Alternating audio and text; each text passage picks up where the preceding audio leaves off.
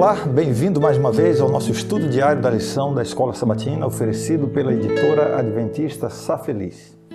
O tema da lição dessa semana é bastante debatido no meio do cristianismo de maneira geral, lei e graça.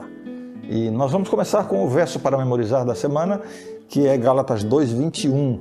Aqui o apóstolo Paulo escreveu: "Não anulo a graça de Deus, pois se a justiça é mediante a lei, segue-se que Cristo morreu em vão." Há basicamente duas formas de enfocar o debate sobre a relação que há entre a lei e a graça.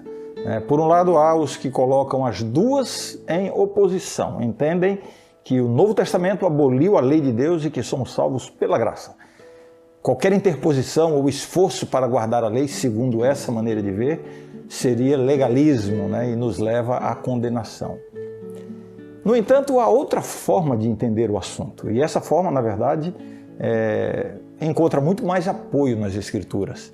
Seria entender que não há contradição entre lei e graça. Esforçar-se para obedecer à lei não implica necessariamente em legalismo. A graça atua não no sentido de cancelar a lei, de anular a lei, mas no sentido de perdoar o pecador que, por mais que se esforce, jamais conseguirá atender a todos os reclamos da lei em todas as suas dimensões. A graça, portanto, não tem a ver com a validade da lei, e sim com a incapacidade humana de obedecer à lei plenamente enquanto tivermos essa natureza pecaminosa. A Bíblia afirma que todos pecaram e destituídos estão da glória de Deus. Logo, a única forma de alcançar a salvação é mediante a graça. Mas isso não significa que estamos livres para desobedecer deliberadamente a lei de Deus. O próprio Jesus afirmou: "Quem me ama, guarda os meus mandamentos." No fim das contas, nenhum grupo cristão sério nega a validade dos mandamentos: não matarás, não adulterarás, não terás outros deuses diante de mim, ou honra teu pai e tua mãe. Quando alguém diz que a lei foi abolida, no fundo, o único ponto de controvérsia está no quarto mandamento, que requer a observância ou a guarda do sábado. Então, para negar a validade do mandamento do sábado, afirmam que toda a lei foi abolida, mas isso não pode fazer sentido. Na verdade, isso não faz sentido, não tem apoio bíblico. Bem, você já viu que o assunto é muito interessante, não é? Então, eu espero que você não perca nenhum dia de estudo dessa semana. A lição de domingo tem como título A Lei no Céu. Muitas pessoas perguntam: antes de Deus criar o ser humano, já existiam os 10 mandamentos? E quase que instintivamente a nossa resposta é sim, pois a lei de Deus é eterna. Mas é interessante considerar alguns pontos importantes aqui. A lei de Deus é eterna e já existia no céu, antes mesmo da criação da terra. Ezequiel 28 se refere à queda de Lúcifer e usa a expressão "até que se achou iniquidade em ti". E sabemos que iniquidade na Bíblia é pecado, e pecado é a transgressão da lei. Então fica claro que a lei já existia no céu, por toda a eternidade. No entanto, não significa que a forma expressa da lei era exatamente a dos 10 mandamentos, como temos hoje. O que há desde a eternidade são os princípios da lei de Deus. A forma de expressão de cada um dos 10 mandamentos é uma adaptação desses eternos princípios da lei de Deus à realidade da raça humana caída. Vamos entender isso. A expressão "não adulterarás", por exemplo, não faz nenhum sentido para os anjos. Anjos não podem adulterar. O mesmo acontece com o mandamento "honra teu pai e tua mãe", e assim por diante, com cada um dos 10 mandamentos. Entre os anjos não havia um mandamento "não adulterarás", mas havia o princípio da pureza. Aí está o princípio da lei, dentro deste mandamento. Entre os anjos não havia um mandamento expresso com as palavras "não matarás", mas havia o princípio do valor e da sacralidade da vida. Assim, cada um dos 10 mandamentos precisa ser entendido como um princípio moral que se aplica a todos os seres morais criados por Deus. Não podem se aplicar a seres irracionais, sem discernimento moral, mas sim a todos os seres inteligentes. E para cada categoria de seres inteligentes, esse código moral é expresso numa linguagem adequada, que abranja cada um dos princípios morais do caráter de Deus. Eu concluo essa reflexão com um texto da lição de hoje, começando com uma declaração de Ellen White. O texto diz assim: a vontade de Deus se expressa nos preceitos de sua santa lei, e os princípios dessa lei são os mesmos princípios do céu. Os anjos celestiais não atingem mais autoconhecimento do que saber a vontade de Deus. E fazer sua vontade é o mais elevado serviço em que se possam ocupar suas faculdades. A lição continua dizendo assim que o céu, a terra, não importa. Se Deus tem seres morais, haverá uma lei moral para governá-los. E a violação dessa lei, onde quer que seja, é pecado. O título da lição de segunda-feira é A Lei em Deuteronômio. Lembra que eu já expliquei aqui que a ideia do Deuteronômio é a repetição da lei. Este é o significado do livro, do nome do livro de Deuteronômio. Era a última oportunidade de Moisés de fazer o povo entender a importância de obedecer à lei ao entrar na terra prometida. Era essa a parte deles, do povo, na aliança, por tudo que Deus tinha feito, e ainda iria fazer por eles. E não é diferente hoje. Nossa parte no processo da salvação, no processo salvífico de Deus, é esforçar-nos para obedecer à lei de Deus. O pecado, que é a antítese da lei de Deus, faz mal para a gente. Por isso a Bíblia insiste tanto na importância de obedecer à lei de Deus. Agora, veja bem, não existe mérito nesse esforço para obedecer à lei de Deus. Mas a Bíblia menciona que há sim, da parte do pecador, um esforço. O apóstolo Paulo afirma: eu esmurro o meu corpo e o reduzo à servidão. Veja que expressão forte. Ele não está dizendo que será salvo pelo seu esforço, mas há da parte dele uma luta real contra o pecado. Agora, o problema está em confundir a função da obediência à lei de Deus ou desse esforço em procurar obedecer à lei de Deus. A tendência de muitos era e ainda é apegar-se à lei como meio de salvação. Eu obedeço à lei e, consequentemente, me torno merecedor da salvação. E é isso que está errado. Esse foi o erro que o apóstolo Paulo tanto condenou no passado. Ele afirmou, por exemplo, em Romanos 3, 28, primeiramente: concluímos, pois, que o homem é justificado pela fé independentemente das obras da lei. Isso é muito claro, Salvação pela fé independentemente das obras da lei. Aí alguns concluem, então não precisa fazer nenhum esforço para obedecer à lei. Ele não está afirmando que não precisamos obedecer à lei de Deus. Ele está corrigindo a noção equivocada de que a salvação vem como resultado da obediência. E a evidência disso está no que ele afirma na sequência do texto. 3 versículos depois, eu li Romanos 3, 28 e agora vou ler Romanos 3, 31. Ele diz assim: anulamos, pois, a lei pela fé? Não, de maneira nenhuma. Antes, confirmamos a lei. O cuidado interpretativo que temos que ter não é se devemos ou não devemos obedecer à lei. Isso é óbvio nas Escrituras. A lei de Deus é a expressão do caráter de Deus. Ela é o molde pelo qual o nosso caráter é formado ou é moldado à semelhança do caráter divino, mediante a ação do Espírito Santo em nós.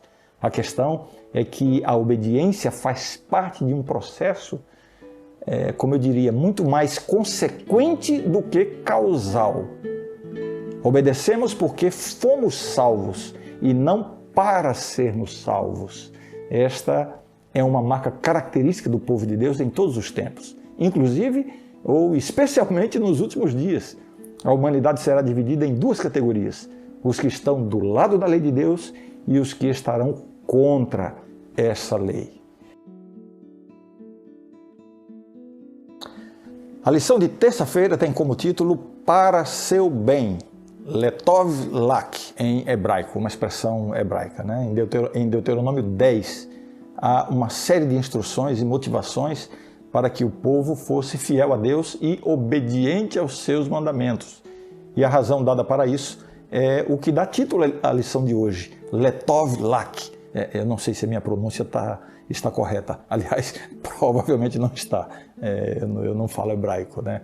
Mas o sentido da expressão é para o seu bem. Ou seja, a ordem de Deus para obedecer era para o bem do próprio povo, né? Ou seja, guardar as leis de Deus seria algo não para o benefício de Deus, mas para o benefício do próprio povo. E a linguagem no singular denota essa relação pessoal e individual que o Senhor quer ter com cada pessoa, com cada membro do seu povo. A religião bíblica tem uma dimensão coletiva e tem também uma dimensão individual. Muitas vezes Deus usa uma linguagem coletiva, né? A importância de fazer parte de um povo escolhido, né? A importância das práticas coletivas da religião, né? E aí eu mencionaria a celebração do culto, a adoração coletiva, congregacional, a motivação espiritual de uns sobre os outros nessa vivência, dessa experiência coletiva. Tudo isso está nessa esfera coletiva da religião. Mas às vezes Deus usa uma linguagem individual. O relacionamento com Deus, né? A obediência à lei de Deus, a fé, todas essas são práticas que estão na esfera individual e que, na verdade, constituem o elemento essencial da religião bíblica. A salvação não será coletiva, e sim individual. É por isso que, nessa parte de Deuteronômio, capítulo 10, o Senhor fala individualmente sobre a obediência, né, aos seus mandamentos. E a razão para isso, qual é? Para o seu bem. Obedecer à lei de Deus nos colocará em segurança, é para o nosso bem. Os mandamentos de Deus são, antes de qualquer coisa, uma proteção para nós. Não terás outros deuses diante de mim. Isso não é apenas uma exigência de Deus, mas é uma proteção contra a idolatria e as suas terríveis consequências sobre a nossa vida. E assim cada um dos mandamentos, né, antes de serem ordens frias e restritivas, são medidas de proteção. Honra teu pai e tua mãe, uma proteção à família. Não matarás, proteção à vida. Não adulterarás, proteção ao matrimônio. Não furtarás, proteção ao patrimônio. Não dirás falso testemunho, proteção contra o engano, contra a injustiça. E assim, se você analisar cada um dos 10 mandamentos, você verá que eles não foram dados para limitar a nossa liberdade. Muito pelo contrário, eles garantem a nossa liberdade. Por isso Deus disse, obedeça para o seu bem. Escravos no Egito. Esse é o título da lição de quarta-feira. Deuteronômio 26:8. O Senhor nos tirou do Egito com poderosa mão e com braço estendido e com grande espanto e com sinais e com milagres. Você vê que é um texto, né, que fala de uma maneira muito enfática, muito forte, muito intensa, né? Essa informação do livramento da escravidão do Egito, né, e da posse da terra prometida, ela é repetitiva no livro de Deuteronômio. Constantemente o povo estava sendo lembrado e relembrado de como Deus agiu ou tinha agido em seu favor.